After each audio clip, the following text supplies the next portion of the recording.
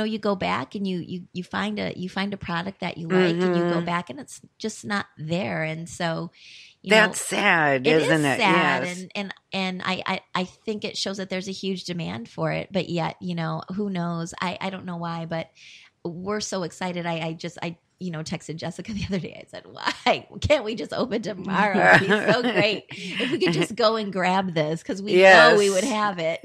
Right. And boy, if you're right over there, you know how convenient that's going to be? Yeah. For me, I'll be there all the time. Oh, yeah, we would like to be downtown if possible, but we're a little ways away from picking our spot yet. We'll have to send that place some vibes that it hangs on till then. Let's hope. So your timeline is not based on a regular timeline that we're going to do this in June and this in July. Your timeline is based on how many members you have. Yes. So we need members. We need more members. So if someone is on the trying to decide whether this is a good decision for them to make, investment wise, I mean, how many things can you invest in for $200 and then actually be part of the promotion and the support and everything? So that right there. So why else should people invest in the food co-op?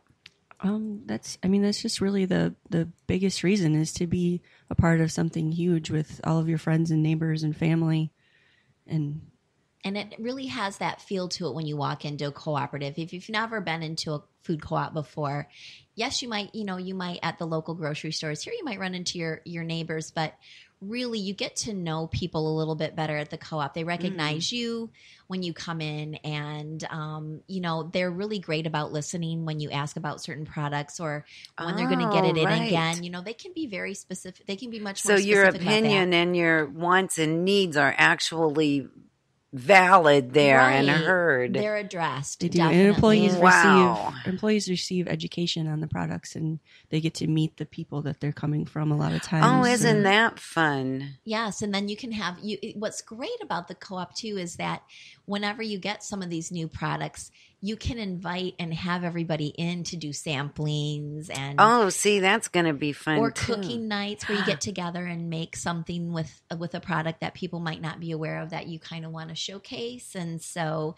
that's a lot of fun. There's a very social aspect to it. You're investing in your health, and it's the same thing as investing. And though this is a one-time investment, but if you belong to some type of a health club where you pay yearly, to keep up your health, this is the same sort of thing, except you're investing what goes inside of your body for sure. Right.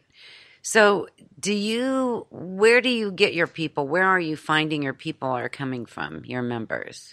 All over. Yeah. We have owners in Munger, Freeland, Colquhoun, Linwood. Nice. Pinconning. Our one owner who was born and raised here, but he's currently living in Shanghai, and he still joined. Oh my gosh! Yes, he just joined just to support it. He wanted. Isn't that nice? Yeah, he wanted to be a founding member, or a member of getting the foundation up and running, and that's basically what it is to become an owner. Is that you are the capital investment. It's not coming from somebody outside. People that live here are actually, they're making the investment into this community grocery.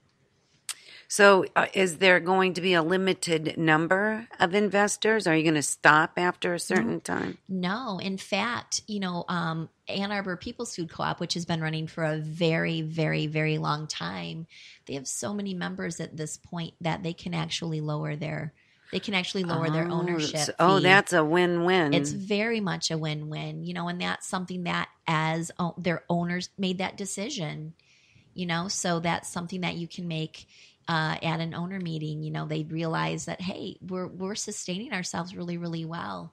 What do you say we make it easier for people to become an owner and invest? And they did. So it's a great thing. And that's the nice thing about, having it be a democracy as well. What about age group? Are you finding a certain age group that's all for this?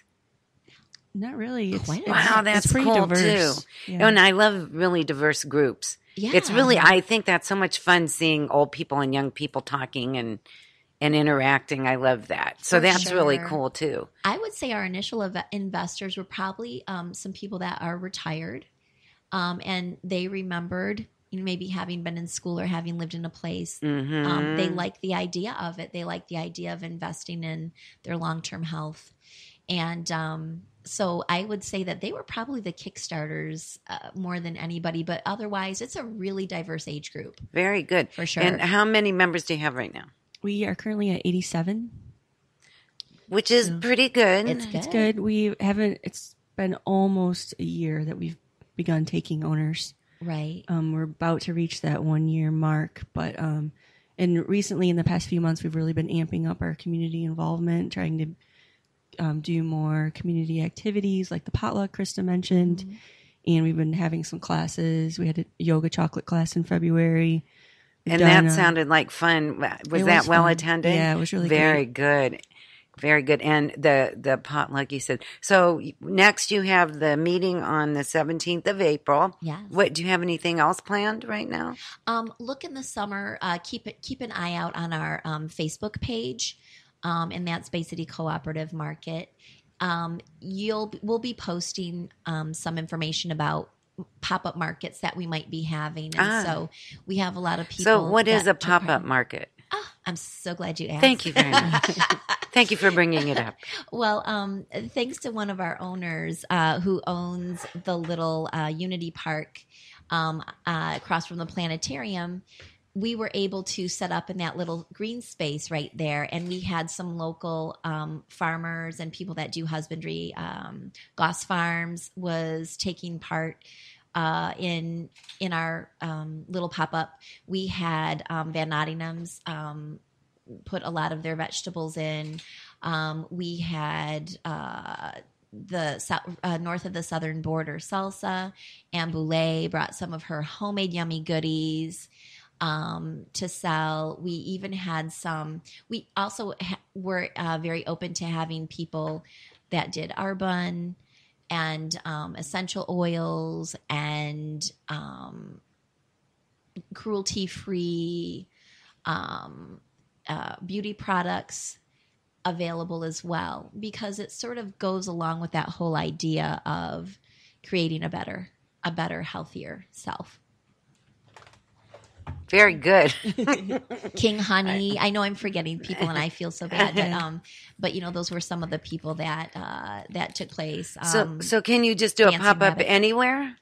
Yeah. In fact, we're probably going to make it a little bit more diverse this year rather than in one place, maybe move it around different places. You could do a pop-up here. Yay. Cool. Yeah, like on a Tuesday night is the Devolution show. That would be a good day to do one here. That'd be a lot of fun. Or fun. on a Saturday, whatever. Yeah. We found that evenings are really fun because a lot of people are a little bit more relaxed. They're out of work. Mm-hmm. They might not be able to get to the farmer's market during the day. Right. And so a lot of people and it's one day here. Our farmer's market is one day on Thursday. So that's a really good idea. Yeah. We did Friday evenings for 3 months in the summer. Down there at the... Yep, at Unity Park. Yep, we tried a Saturday. We weren't really sure. It was our first time doing it. We tried a couple of different things, but the evening ones seemed to be the most... Isn't that surprises me, but fun. Good. Yeah, we had some musicians too at one of them. Oh, that's brilliant. That was really we could kind of do that too, because I have some music. That's a really good idea. I think we should try that. Yeah, on a Friday night would be fine with me too, because we could even do some stuff outside and have the door open and. Oh, absolutely. Okay, cool. Yeah, and it's great in case it's sprinkly or something. It's nice to have. Yeah, right. People be able to oh, that's right. You're just stuck outside there. Right. That's it. Umbrellas. That's why God made umbrellas. That's right. So, in your timeline, how many members do we have to have before you can start a brick and mortar store? We're looking at at 500 owners. We can begin the property search and secure a loan on getting some property or a lease or however we decide to do it at that time. So we have some smaller steps along the way. At 250, we're going to finish our financial analysis, which we've already conducted a market study, and that was favorable. And Yes. and we actually did that earlier than most other co-op startups do.